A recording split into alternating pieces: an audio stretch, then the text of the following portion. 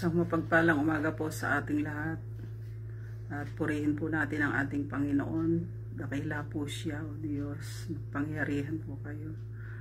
Tuloy nga po ang iyong kadakilaan, katapatan ay aming pong lubos na pinasasalamatan, Panginoon. Purihin po kayo at dakilain kayo, Ama.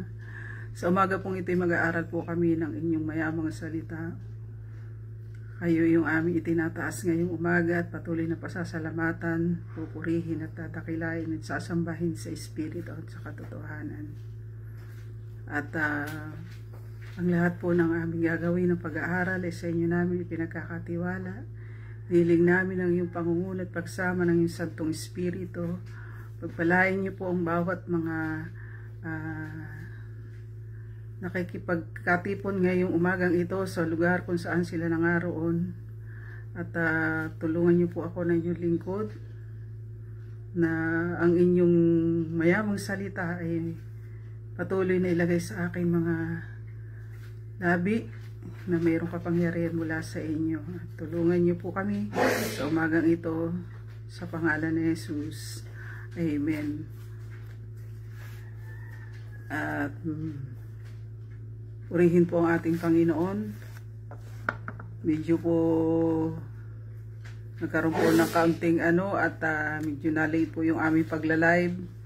Ang ating po pag-uusapan ay naroon po sa aklat ng Nehemiah chapter 9 verses 31 to 32. At bago po tayo magsimula ay ating pong basahin, at kung sino mang may hawak ng po ng Biblia ay ating pong basahin ang salita ng Diyos sa aklat ng Nehemiah chapter 9 verses 31 to 32. Ang sinasabi po rito, ngunit dahil sa laki ng inyong habag, hindi nyo sila pinabayaan o lubos na ipinahamak. Dahil mahabagin at maalalahanin kayo, O Diyos. Kayo na aming Diyos ay makapangyarihan at tunay na makamangha-mangha. Tinutupad po ninyo ang inyong kasunduan at pinapakita ang inyong pag-ibig. Ngayon, huwag po ninyong baliwalain ang aming mga pagtitiis. Nagtiis kaming lahat ng inyong mamamayan, pati ang aming mga hari, mga pinuno, mga pari, mga propeta, at mga ninuno mula pa ng panahong hirapan kami ng mga hari ng Assyria hanggang ngayon. Purihin ang salita ng Diyos. At sabi po rito sa ating pag-aaralan ay sa teksto natin ay binigyan ko po ito ng paksa na God's concern to His people. Ibig sabihin, ang Diyos ay ang Diyos ay nagmamalasakit. Ang pagmamalasakit ng Diyos sa kanyang mga mamamayan. Ibig sabihin, kahit po noong unang panahon pa, ang Panginoon po ay nagpapahayag ng kanyang pagmamalasakit sa bawat isa sa ating mga nilikha niya, lalo na sa ating pong mga mananampalataya. At pinapakita po dito ni Nehemiah kung paano binigyan ng pagmamalasakit o concern ang ating Panginoon sa bawat tao, sa mga mamamayan niya. At ang sabi ay makapangyarihan ng Diyos at siya ay mapagbiyaya at puspos ng kaluwalhatian at ito'y ang kanyang pag-ibig. Mayroong mga bagay na ginagawang mabuti ang Diyos upang maipagkaloob niya ito sa kanyang mga mamamayan. Kaya kailangan po maintindihan natin na kahit po sa magpahanggang ngayon, ang Diyos po ay mahabagin at mapagbiyaya siya. At siya ay talagang, sinabi nga doon sa ating pag-uusapan, ay siya ay napakalaki nung habag niya. Kaya pag sinabing laki ng inyong habag at hindi nyo sila pinababayaan, ibig sabihin, laging nakalaan yung pag-abot ng Panginoon sa atin. Kaya po sa nangyayari sa kapaligiran natin ngayon, dahil kailangan talaga mangyari, dahil nasa propesiya, nasa hula, at sinabi mismo ng ating Panginoon, kailangan ito'y mangyari sa huling panahon. Kaya po yung pagmamalasakit ng ating Panginoon sa bawat isa sa kanyang mga mamamayan ay napakalaki at ito'y nakalaan sa bawat isa sa atin. Kaya sabi dito, anong mayroon sa ating Diyos na kaya niyang maipagkaloob para sa atin bilang mga mamamayan niya? At ating pong pag-usapan, ating pagbulay, pag-aralan po ang mahalagang bagay mula po sa salita ng Panginoon. Amen po ba? Purihin po ang ating Panginoon sapagkat ang ating Diyos ay mapakalaki ng kanyang biyaya at habag para sa ating lahat. Kaya po ito po yung panahon para tayo ay magkaroon ng kasipagan sa pakikipagkatipon sa gawain ng Panginoon. At ang una pong makikita natin dito na punto na pagmamalasakit na biyaya ng Diyos sa atin ay yung laki ng kanyang kahabagan para sa atin lahat. Sabi nga ay Diyos na di nagpapabaya o di nagpapahamak ng kanyang mga mamamayan. Pag sinabing Diyos na di nagpapabaya o di nagpapahamak ng kanyang mga mamamayan, ibig sabihin, pinakikita lamang dito ng Panginoon na kailanman ang Diyos tayo hindi niya pinababayaan o hindi niya iniiwan. At sa oras na kung dumarating yung mga kalamidad, pag ang ating puso bilang tayo yung mga lingkod ng Panginoon, ang Diyos ay laging nakalaan yung kanyang malaking biyaya, yung malaking pag-asa na binibigay niya sa atin na minsan may panahon tayo na pag dumarating yung mga pagsubok, pag dumarating yung ating mga pinagdaraanan, akala natin hindi tayo sinasamahan ng Panginoon. At akala natin ay tayo ay pinababayaan ng Diyos, pero hindi po. Kailangan pong maintindihan natin na sinabi niya sa kanyang mga salita na yung laki ng kanyang kahabagan sa bawat isa sa atin ay siya'y Diyos na hindi nagpabaya kailanman para sa atin. Hindi tayo mapapahamak. At yun yung laki ng kahabagan ng Diyos na nakalaan para sa bawat isa sa ating mga nagmamahal sa Kanya, sa lahat ng mga bagay, sa bawat isa sa atin na mga pinili ng Diyos. Kaya po tayo ay lalo pang magpatuloy dahil kailanman ang Diyos hindi tayo kayang pabayaan. Dahil sinabi nga na salita siya, hindi niya tayo iiwan o pababayaan, masabi sa Hebreo, sa aklat ng Hebreo. Kaya sabi rito, mahabagin at maalalahanin siyang Diyos. Yun po yung sabi niya. Kaya po sa bawat bahagi na pag dumarating yung mga kalamidad sa bawat isa sa atin,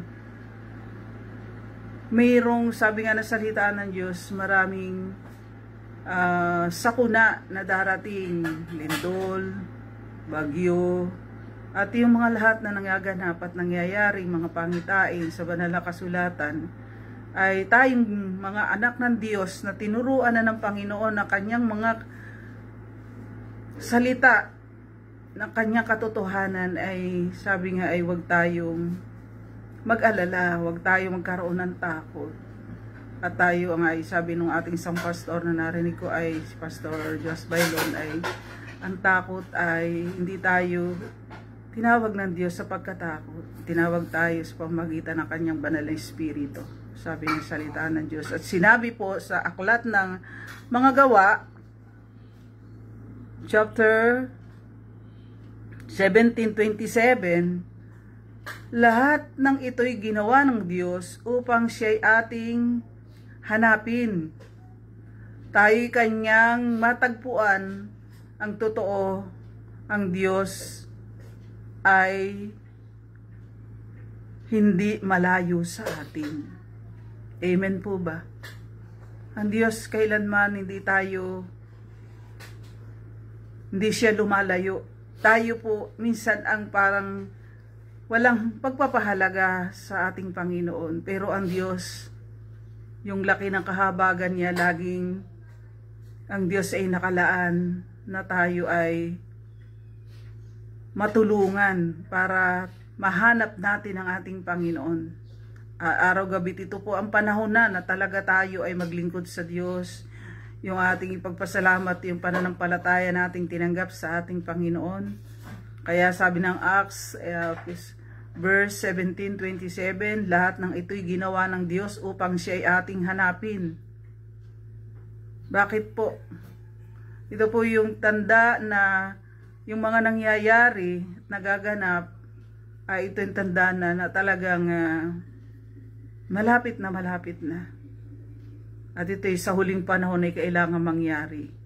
Kaya po, sabi nga niya, ibubuhos ko ang aking espiritu sa lahat ng mga anak niya, sa mga matatanda. Magpapakita siya ng mga matatanda, mga kabataan. Makakita ng panaginip ang mga matandang lalaki, ang mga kabataan. Ay magkakaroon ng mga pangitain. At makikita natin kung paano ang salita ng Diyos ay mayroong kapangyarihan sa bawat isa sa atin. Siya nagbibigay sa atin ng lakas.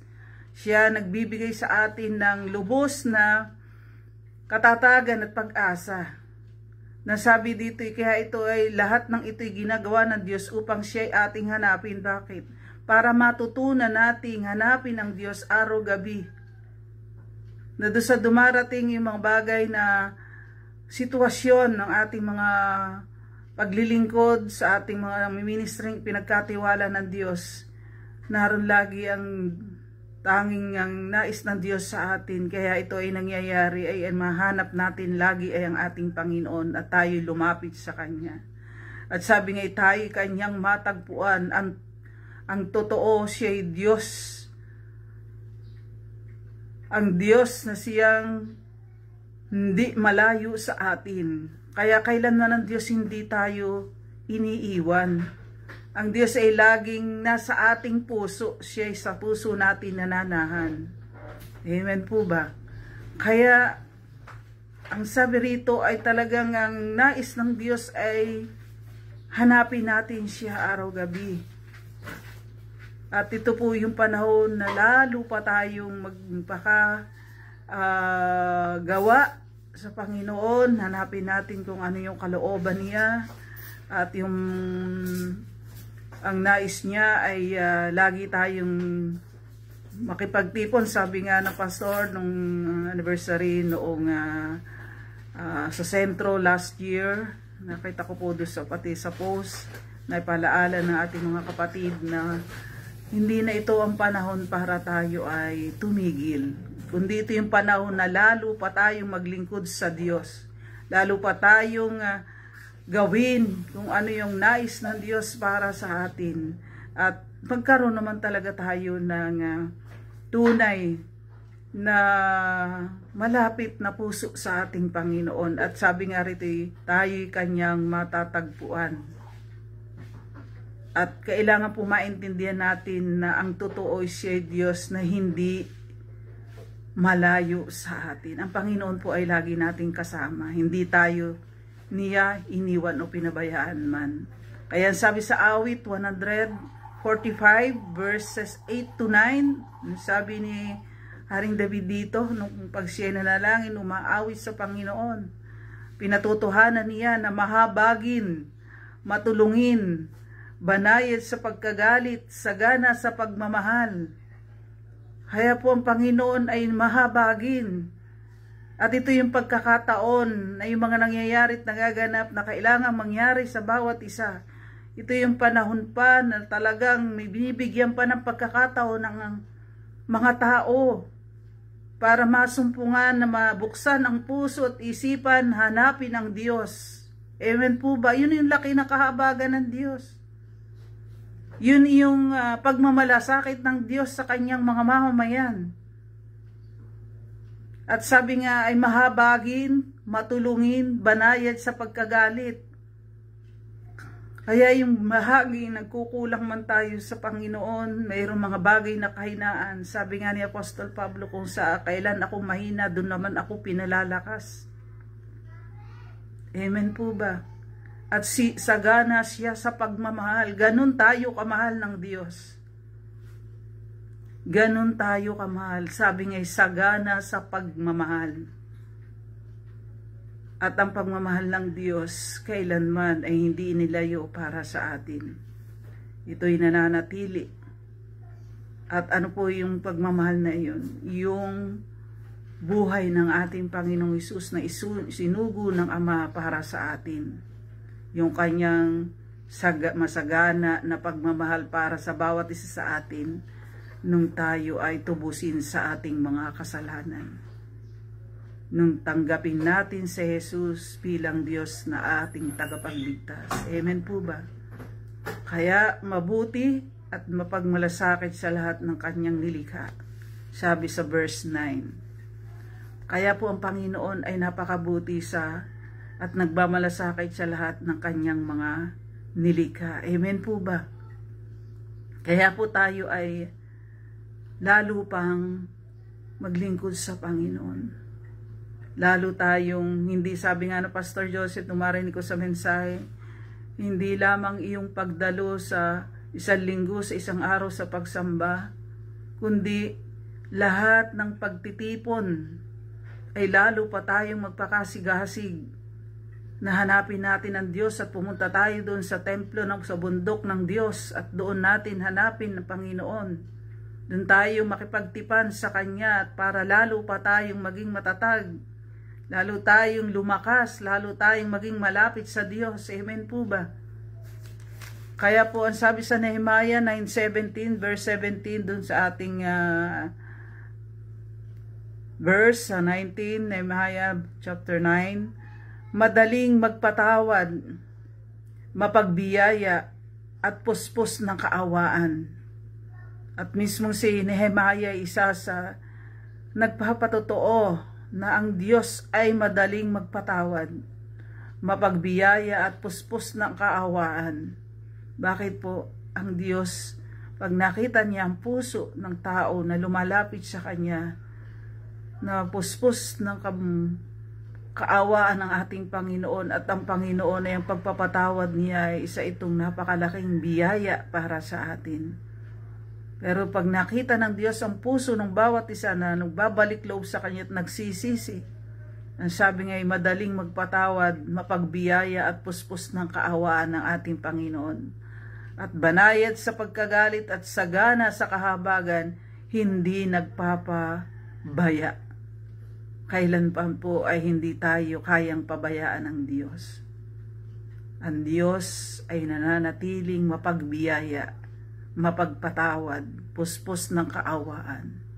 At kailangan po maintindihan natin, yung pag-ibig, yung pagmamahal ng Panginoon ay tunay, na yung ginawang pagmamalasakit ng Diyos sa bawat isa sa atin ay nakalaan at hindi siya mapagpabaya sa bawat mga anak niya. Purihin ang ating Panginoon. Sabi nga na salita ng Diyos, sa mananampalataya at hindi, nagpapasikat siya ng araw. Nagbibigay siya ng kahabagan. At siya'y puspos ng kaawaan, banayad sa pagkagalit. Pero wag po nating sasamantalahin yung banayad sa pagkagalit ng Diyos sa atin, kundi lalo tayong sumunod sa kung ano yung nais ng Diyos para sa atin.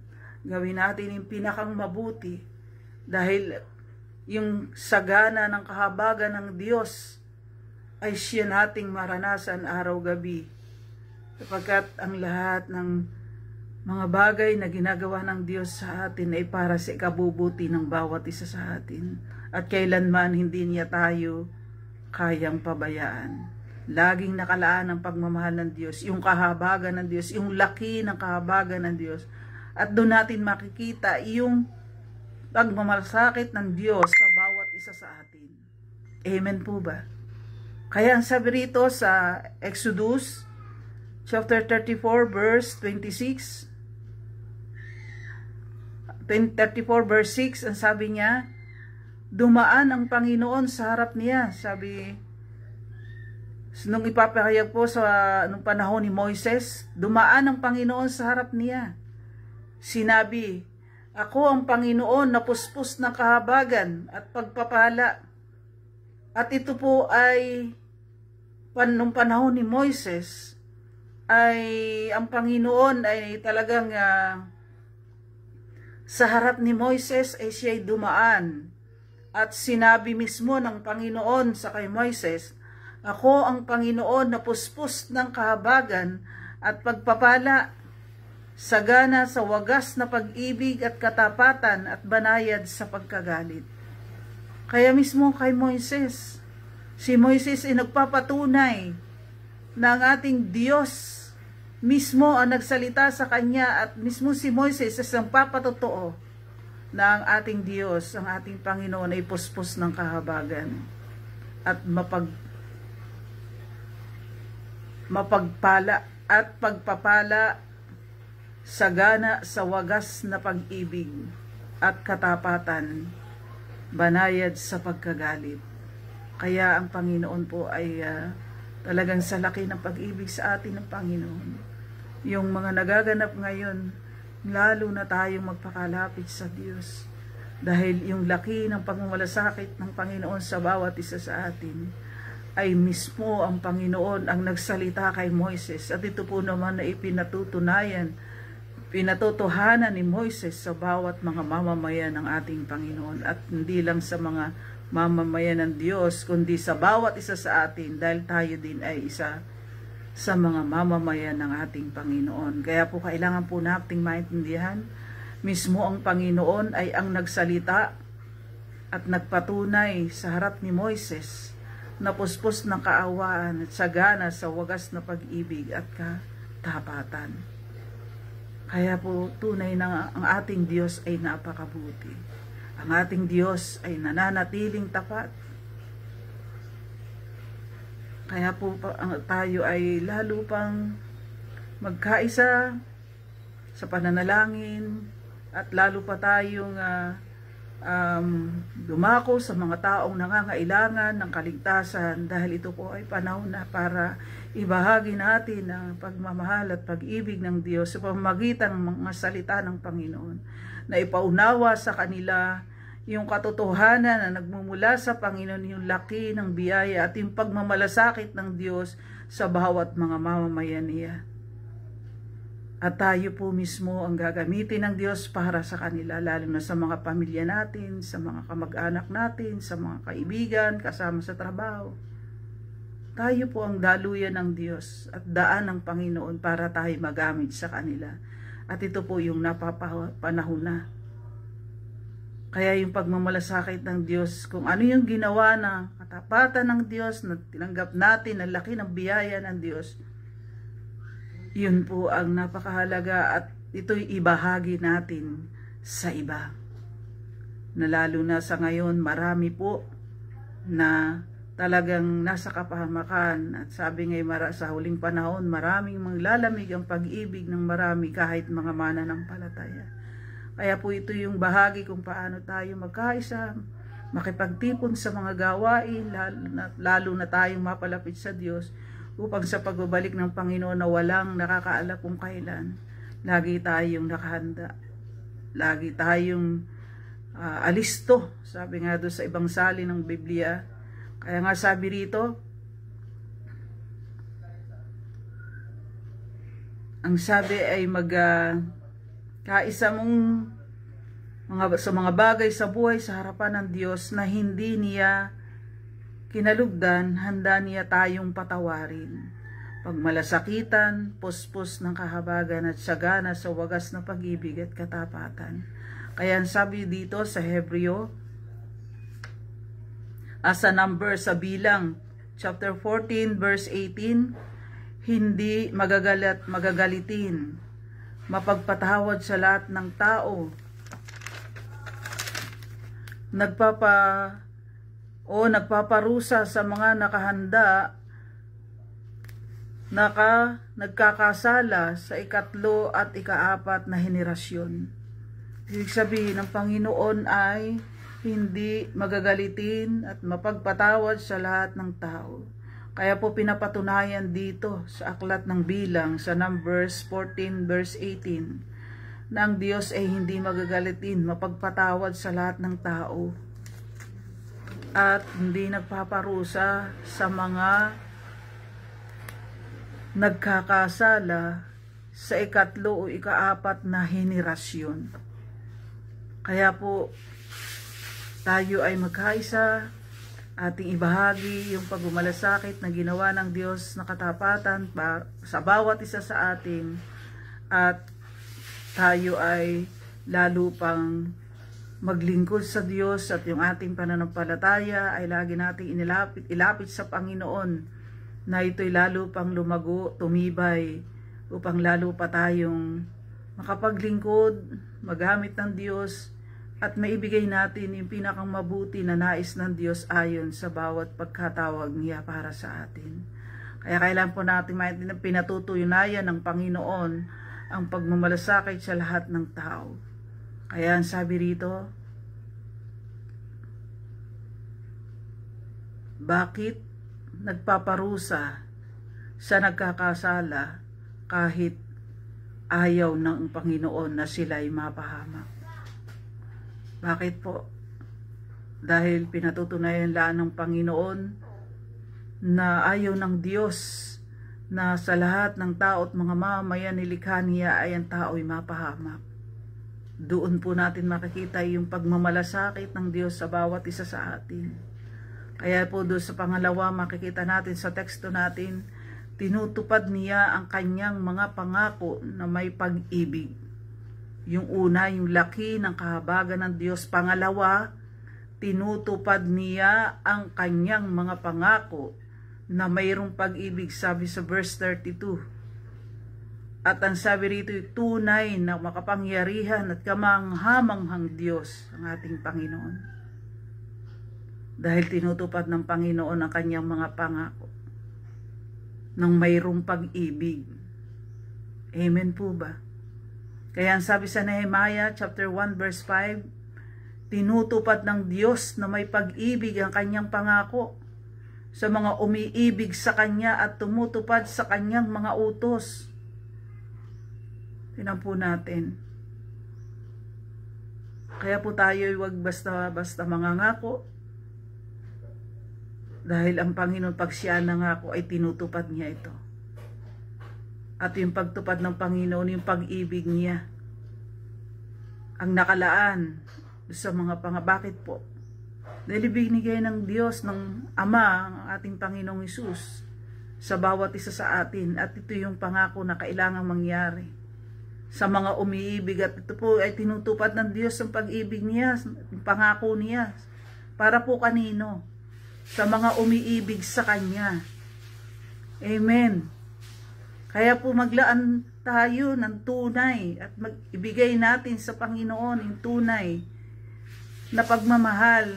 Hindi lang sa lumalabas sa ating mga labi pag nasabi natin yung, kundi makita sa buhay natin na ipinapamuhay natin ang Kanyang mga salita. Amen po ba? Nakikita sa ating mga buhay, inia-apply natin ng mayroong pag-ibig. Kasi tinutupad lamang ng Panginoon yung pag-ibig niya, yung pangako niya, ng kanyang pag-ibig sa mga umiibig lamang sa Kanya. Kaya po sabi rito, at tinutupad sa kanyang tinutupad ang kanyang mga utos. Yung po lamang tumutupad sa kanyang mga utos. Kaya po ang ating pananampalataya ay lubos nating ilapit sa Panginoon. Lumago ito ng lubusan. Na ang manatili sa atin ay yung pagmamahal na isinugo ng Diyos, ng Ama, ang ating Panginoong Hesus, kung paano siya nagdusa na dapat tayo ang tatanggap ng pagdurusa. Pero inako ito ng Panginoon para sa atin. Pero may sinabi ang Panginoon na tinutupad ng Diyos na may pag-ibig ang kanyang pangako sa mga umiibig sa Kanya at tumutupad sa kanyang mga utos. Amen po ba? Kaya napakalinaw po.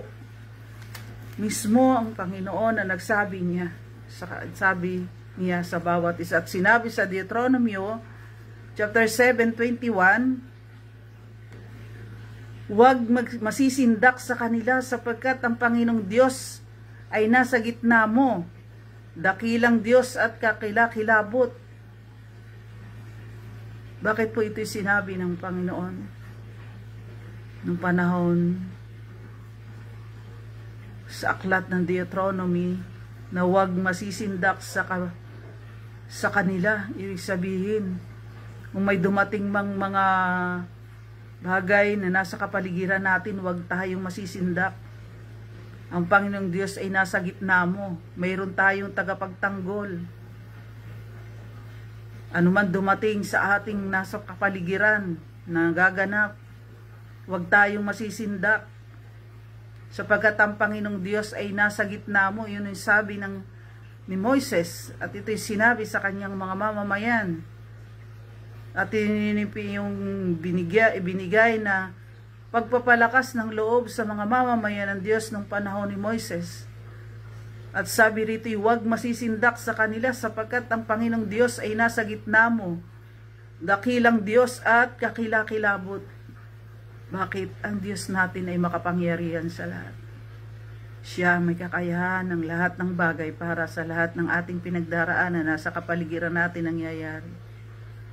Dumating man yung mga bagay na mayroong mga pagsubok, anumang sitwasyon sa buhay ng bawat isa sa atin, mayroon tayong dakilang Diyos na makapangyarihan sa lahat.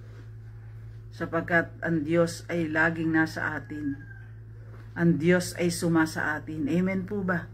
Kaya kailangan po nating maintindihan na anumang mga nasa harapan natin, patuloy tayong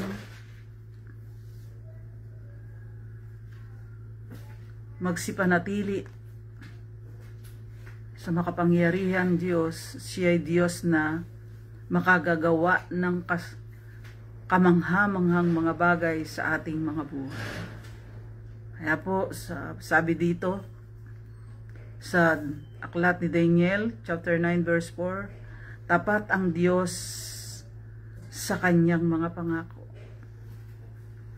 Mamahalin ng Diyos ang mga nagmamahal sa Kanya at sumusunod sa Kanyang mga utos. Inulit po ito sa aklat ni Daniel.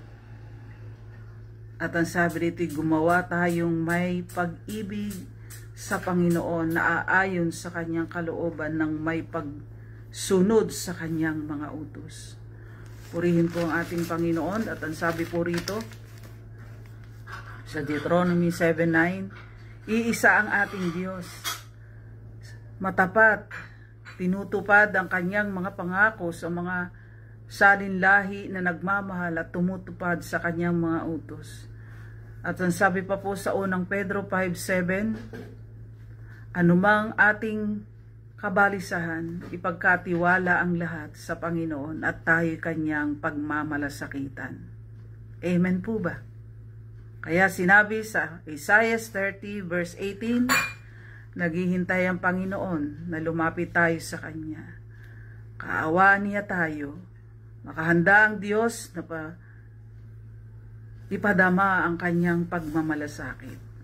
Kaya kailangan po nating maintindihan, Panginoon Diyos ay makatarungan.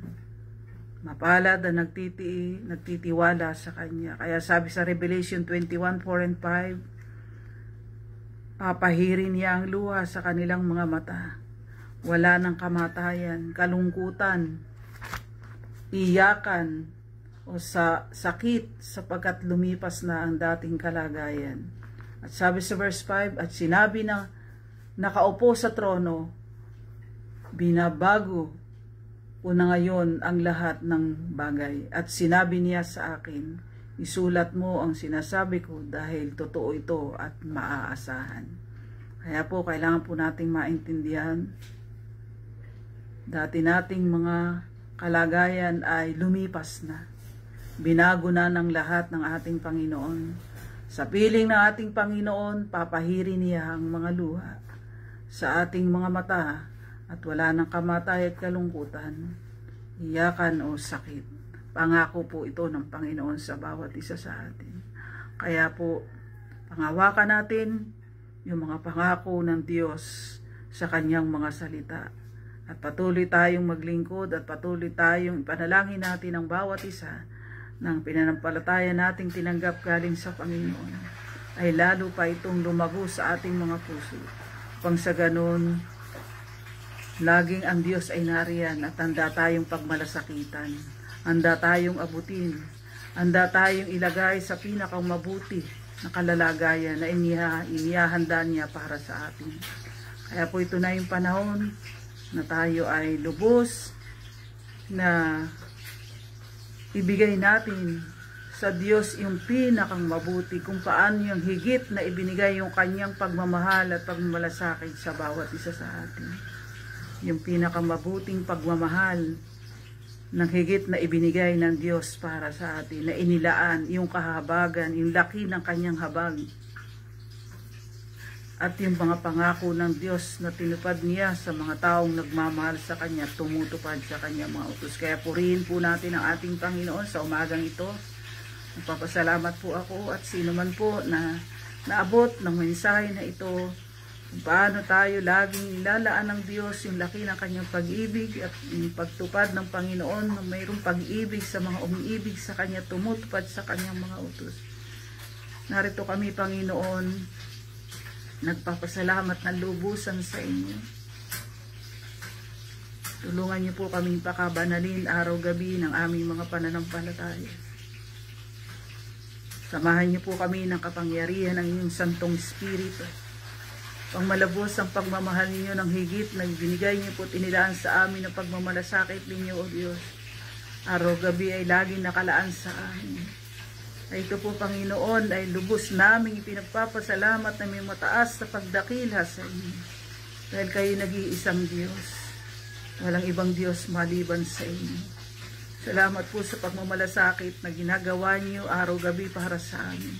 Na noon pa man ay inyong ipinagkaloob sa mga mamayan niyo, hanggang sa ngayon, Panginoon, ginagawa po ninyong katapatan, pangako niyo sa bawat isa sa amin. Purihin po kayo at ang inyong mga salita, na siya nakapagkakaloob, nakapagdudulot sa amin upang lalo pa kaming tumatag, upang lalo pa kaming lumago, upang lalo pa kaming makapagdulot sa inyo ng ikabubuti at kalulugod sa inyong harapan. Ay tulungan niyo po kami at laging samahan ng kapangyarihan ng Santong Espiritu. Salamat po sa inyo. Walayan niyo po ang mga lingkod ninyo, O Diyos, sa umagang ito na nakarinig ng inyong mensahe para kami lalong patatagin, para lalo kaming palakasin, papagtibayin, pang malubos ang pagmamahal na inyong inilaan sa amin, ay mailaan din po namin ang lubos sa tulong ng inyong Santong Espiritu para sa bawat isa sa amin. Abutin niyo po at naway ang mga salita niyo, paalaalang ito, O Diyos, ay maging sandata ng bawat isa sa amin. Yung laki ng habag niyo sa amin. Magbangat kami maraming sa iba't ibang ministry na inyong pinagkatiwala sa bawat mga lingkod ninyo, sa mga pastors, manggagawa, sa mga membro, O Diyos, ay lahat ng bagay ay binibigay niyo, pinagkakalob niyo sa bawat isa sa amin. Yung lubos na pagpapaalaala niyo kung paano kami nilaan ng iyong kahabagan, laki ng kahabagan, at kung paano patuloy niyong tinutupad yung mga pangako niyo, lalo na sa mga anak niyong umiibig sa inyo at tumutupad sa inyong mga utos. Salamat po sa umagang ito. Pinagpapala po namin ang aming mga kapatid sa Panginoon, aming mga tagapanguna, mga nangkarinig at naabot ng mga salita niyo at mensahe na inyong mayamang salita. Pagpalain niyo po silang lahat, lalo pang magsitibay sa tulong po ninyo, at ang bawat isa sa amin lalo pang gumawa sa kalooban ayon sa inyong pagkatawag sa bawat isa sa amin, na kaming lahat ay magkaroon ng kasipagan, kasikhayan, upang iba yung kasiglahan, iba yung paglilingkod pa. Ang hinihiling namin, O Diyos, mula po sa inyong kaloob sa bawat isa sa amin, na anumang mga nangyayari sa kapaligiran, lalo pa kaming magmahal, gumawa sa kalooban na nais niyo para sa amin. Salamat po, pagpalain niyo po ang mga anak niyo lingkod na nakaabot sa mga tao, sa mga lingkod ninyo, na mga nagbigay ng oras para po mapakinggan ang inyong mensahe sa umagang ito. At patuloy po naming pinagpapala po ang bawat isa, at ganun din po ang inyong mga salita. At samahan niyo po kami at ang bawat isa sa amin. Nakalalo pa kami magpakalakas at magpakatatag. Iba yung paglilingkod pa na may malapit at tunay at tamang relasyon sa inyo. pang malubos na pagbabalik niyo na hindi namin alam. Naro't nakalaan ng mga pangako niyo, yung laki ng kahabagan niyo, araw-gabi siya nawang sumaaming lahat. Pagpalain niyo po ang bawat isa. God bless po sa inyong lahat, sa pangalan ng Ama at ng Anak at ng Espiritu Santo. Amen.